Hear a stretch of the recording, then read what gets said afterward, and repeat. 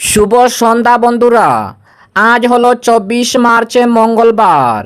আজকের সন্ধ্যার বরাক উপত্যকার শ্রীভূমি, করিমগঞ্জ, শিলচর, হাইলাকান্দি সহ আসামের বিশেষ বিশেষ খবরগুলি হলো: অসমের 126টি আসনে 1391টি মনোনয়নপত্র জমা।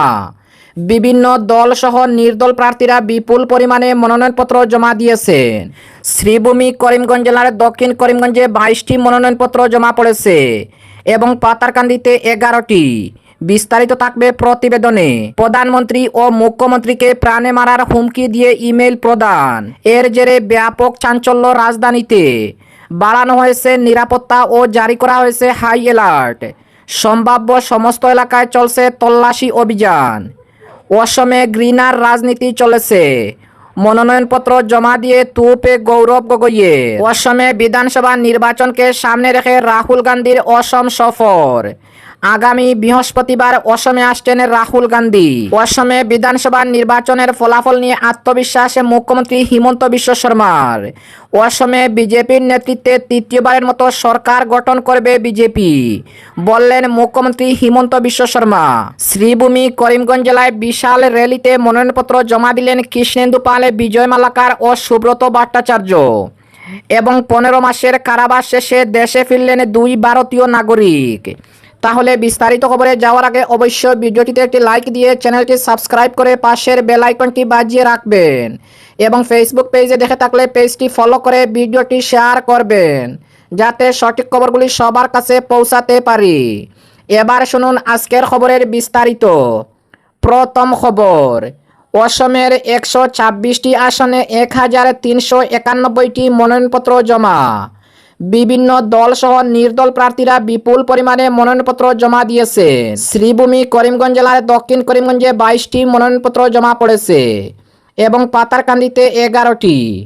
অসমের 126টি বিধানসভা আসনে মোট 818 জন প্রার্থী 1391টি মনোনয়নপত্র জমা দিয়েছেন। নির্বাচন দফতর সূত্রে জানা গেছে এখনও তথ্য সংকলনের কাজ চলছে, ফলে যাচাই ও মনোনয়ন প্রত্যাহারের পর এই সংখ্যার সামান্য পরিবর্তন হতে পারে। বিজেপি, কংগ্রেস, এজিপি, এআইইউডিএফ, আপের রাইজর দল, অসম জাতীয় পরিষদ সহ বিভিন্ন আঞ্চলিক ও ছোট দল এবং বহু নির্দল প্রার্থী বিপুল সংখ্যায় নির্বাচনী লড়াইয়ে নামার জন্য রাজ্যের রাজনৈতিক পরিস্থিতি ক্রমশই জমে উঠেছে। মনোনয়ন জমা দেওয়ার পর্যায়ে রাজ্য জুড়ে রাজনৈতিক তৎপরতা ছিল চোখে পড়ার মতো। মন্ত্রী, প্রাক্তন মন্ত্রী এবং বিরোধী শিবিরের একাধিক শীর্ষ নেতা ইতিমধ্যেই নির্বাচনী ময়দানে নেমেছেন, যার ফলে শহর থেকে গ্রাম সব জায়গাতেই জোরদার প্রচারের আভাস মিলেছে। নির্বাচন দফতরের কর্মকর্তারা জানিয়েছেন, মনোনয়নপত্র যাচাই প্রক্রিয়া শেষ হওয়া এবং নির্ধারিত সময়ের মধ্যে প্রার্থীরা মনোনয়ন প্রত্যাহার করার পর আসন ভিত্তিক চূড়ান্ত প্রার্থীর সংখ্যা স্পষ্ট করা হবে। প্রাথমিকভাবে মনে করা হচ্ছে বড় শহর ও রাজনৈতিকভাবে সংবেদনশীল আসনগুলিতে প্রার্থীর সংখ্যা বেশি হতে পারে। অন্যদিকে দূরবর্তী ও তুলনামূলক কম প্রতিদ্বন্দ্বিতাপূর্ণ আসনগুলিতে চূড়ান্ত তালিকায় প্রার্থীর সংখ্যা কম থাকতে পারে। উল্লেখ্য, মনোনয়নপত্র যাচাই হবে আজ। এরপর আগামী 26 মার্চ পর্যন্ত প্রার্থীরা মনোনয়ন প্রত্যাহারের সুযোগ পাবেন। এই পর্যায়ে শেষ হলে স্পষ্ট হবে চূড়ান্ত প্রার্থীর তালিকা এবং আগামী 9 এপ্রিল অনুষ্ঠিত হবে অসমে ভোট গ্রহণ এবং 4 মে ভোট গণনার ফলাফল। অপরদিকে প্রধানমন্ত্রী ও মুখ্যমন্ত্রীকে প্রাণে মারার হুমকি দিয়ে ইমেল প্রদান। এর জেরে ব্যাপক চাঞ্চল্য শুরু হয়েছে রাজধানীতে। বাড়ানো হয়েছে নিরাপত্তা ও জারি করা হয়েছে হাই অ্যালার্ট। সম্ভাব্য সমস্ত এলাকায় চলছে তল্লাশি অভিযান। ভারতের প্রধানমন্ত্রী নরেন্দ্র মোদী থেকে দিল্লির মুখ্যমন্ত্রী রেখা গুপ্তাকে প্রাণে মেরে ফেলার হুমকি দিয়ে ইমেল প্রদান। আজ মঙ্গলবার সকালে দিল্লি বিধানসভার স্পিকারের ইমেল আইডিতে পাঠানো হয় এই হুমকি বার্তা। নতুন করে বোমা হামলার হুমকিতে চাঞ্চল্য রাজধানীতে। শুধু প্রশাসনের শীর্ষ ব্যক্তিদের নয়, দিল্লি বিধানসভা ভবন ও তার নিকটবর্তী মেট্রো স্টেশনও বোমা মেরে উড়িয়ে দেওয়ার হুমকি দেওয়া হয়েছে। এর জেরে ব্যাপক চাঞ্চল্য শুরু হয়েছে রাজধানীতে। বাড়ানো হয়েছে নিরাপত্তা ও জারি করা হয়েছে হাই অ্যালার্ট। সম্ভাব্য সমস্ত এলাকায় চলছে তল্লাশি অভিযান। পুলিশ সূত্রের খবর, এদিন সকালে দিল্লি বিধানসভার স্পিকার বিজেন্দ্র গুপ্তের ইমেল আইডিতে এদিন পরপর হুমকি মেল আসতে থাকে। প্রথম মেলটি আসে সকাল 7টা 28 মিনিটে, পরের ইমেলটি আসে 7টা 49 মিনিটে। ইমেলের বয়ান অনুযায়ী এক খালিস্তানি জঙ্গি গোষ্ঠী এই হামলা চালাবে। স্পিকারের কার্যালয়ের সূত্রের খবর। ইমেলটিতে প্রধানমন্ত্রী নরেন্দ্র মোদী, স্বরাষ্ট্রমন্ত্রী অমিত শাহ, বিদেশমন্ত্রী এস জয়শঙ্কর সহ দিল্লির মুখ্যমন্ত্রী রেখা গুপ্তা ও লেফটেন্যান্ট গভর্নর তরণজিৎ সিং সান্ধু এবং মন্ত্রী মনজিন্দর সিং শিরসার চরম ক্ষতি করার কথা বলা হয়েছে। অপরদিকে অসমে গ্রিনার রাজনীতি চলেছে। মনোনয়নপত্র জমা দিয়ে তুপ গৌরব গগৈয়ের। প্রথমবারের মতো বিধানসভা নির্বাচনের জন্য মনোনয়ন পেশ করলেন প্রাক্তন মুখ্যমন্ত্রী তরুণ গগৈয়ের পুত্র গৌরব গগৈ। গতকাল সোমবার অসমের জোরহাট বিধানসভা কেন্দ্র থেকে মনোনয়ন পেশ করেন তিনি এবং রাজ্যে সুস্থ রাজনৈতিক পরিবেশ ফিরিয়ে আনার বার্তা দেন গৌরব গগৈ। এদিন দিনভর বিশাল সমাবেশ ও শোভাযাত্রার মাধ্যমে মনোনয়নপত্র জমা দিয়ে শক্তি প্রদর্শন করল কংগ্রেস ও বিরোধী জোট। প্রদেশ কংগ্রেস সভাপতি গৌরব গগৈ প্রথমবারের মতো অসম বিধানসভা নির্বাচনে প্রতিদ্বন্দ্বিতা করতে নামার আগে নিজের বাসভবনে প্রয়াত প্রাক্তন মুখ্যমন্ত্রী তরুণ গগৈ ও পূর্বপুরুষদের প্রতি শ্রদ্ধা জানিয়ে রাজনৈতিকভাবে পথ চলায় তাদের আদর্শ অনুসরণের অঙ্গীকার করেন। এরপরে মন্দির, নামঘর, মসজিদ, গির্জা ও গুরুদ্বারে গিয়ে প্রার্থনা করেন গৌরব গগৈ। সর্বধর্ম সমন্বয়ের বার্তা সামনে রাখেন তিনি। পরে জোরহাট স্টেডিয়াম থেকে শুরু হওয়া বিশাল শোভাযাত্রা শহরের বিভিন্ন এলাকায় পরিক্রমা করে জেলা কমিশনারের কার্যালয়ে গিয়ে শেষ হয়। গৌরব গগৈ নিজেও পরে সামাজিক মাধ্যমে লেখেন, জোরহাট শহরের মাঝখানে আজ মানুষের পূর্ণ শক্তির প্রদর্শন হয়েছে। এই ঐক্যেই পরিবর্তনের বার্তা দিচ্ছে। মনোনয়ন জমা দেওয়ার আগে সাংবাদিকদের মুখোমুখি হয়ে গৌরব গগৈ বলেন, এই নির্বাচন অসমের রাজনীতি পরিষ্কার করার একটি সুযোগ। সাম্প্রতিক বছরগুলিতে রাজনীতির মান অনেকটাই নেমে গিয়েছে।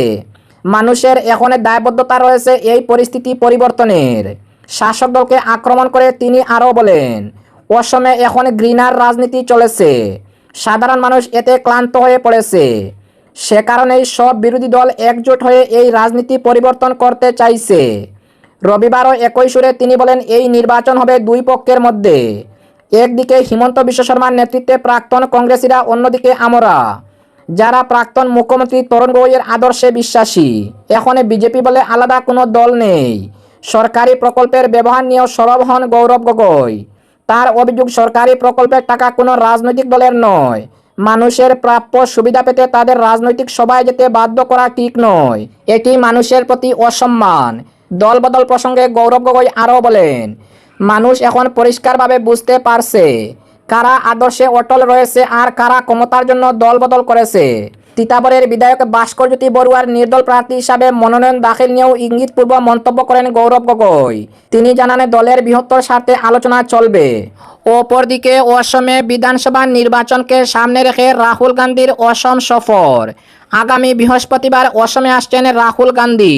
বিধানসভা নির্বাচনে কংগ্রেসের ইস্তাহার প্রকাশ করতে আগামী বৃহস্পতিবার অর্থাৎ 26 মার্চ অসমে আসছেন রাহুল গান্ধী। দলের তরফে জানানো হয়েছে, কংগ্রেসের নির্বাচনী ইস্তাহার প্রকাশ ছাড়াও তিনি কয়েকটি জনসভায় অংশ নেবেন। প্রদেশ কংগ্রেসের তরফে বলা হয়েছে, নির্বাচনী ইস্তাহার গড়ে তোলার আগে তারা রাজ্যের প্রত্যেক স্তরের মানুষের মতামত সংগ্রহ করেছেন। অপরদিকে নির্বাচনের ফলাফল নিয়ে আত্মবিশ্বাসী মুখ্যমন্ত্রী হিমন্ত বিশ্ব শর্মা। অসমে বিজেপির নেতৃত্বে তৃতীয়বারের মতো সরকার গঠন করবে বিজেপি, বললেন মুখ্যমন্ত্রী হিমন্ত বিশ্ব শর্মা। অসমে বিধানসভা নির্বাচনের 16 দিন বাকি থাকলেও ফলাফল নিয়ে আত্মবিশ্বাস তুঙ্গে এখন মুখ্যমন্ত্রী হিমন্ত বিশ্ব শর্মার।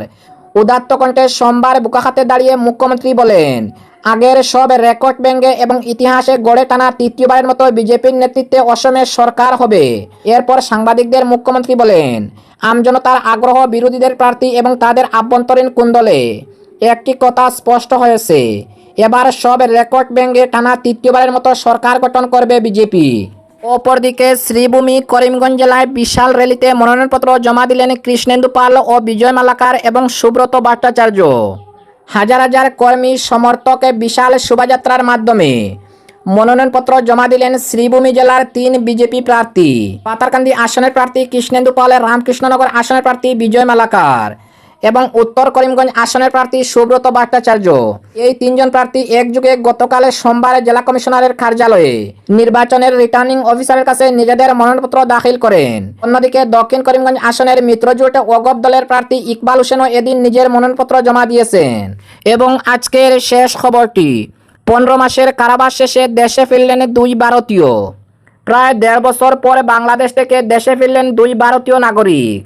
15 মাস 13 দিন কারাবাসের পরে গতকাল সোমবার দুপুরে খোয়াই সীমান্ত দিয়ে তাদের ভারতে ফিরিয়ে আনা হয়। প্রশাসনিক সূত্রে জানা গেছে, পহড়মুড়ের 104/12 নম্বর গেট দিয়ে ফ্ল্যাগ মিটিংয়ের মাধ্যমে 2 নাগরিককে হস্তান্তর করা হয়। এ সময় উপস্থিত ছিলেন খোয়াই মহকুমা পুলিশ আধিকারিক, খোয়াই থানার ওসি কৃষ্ণদন সরকার, মোহনপুরের অতিরিক্ত মহকুমা শাসক সহ বিএসএফ এর শীর্ষ আধিকারিকরা। সরকারি নিয়ম মেনেই পুরো প্রক্রিয়া সম্পন্ন হয়েছে বলে প্রশাসনিক তরফে জানানো হয়েছে।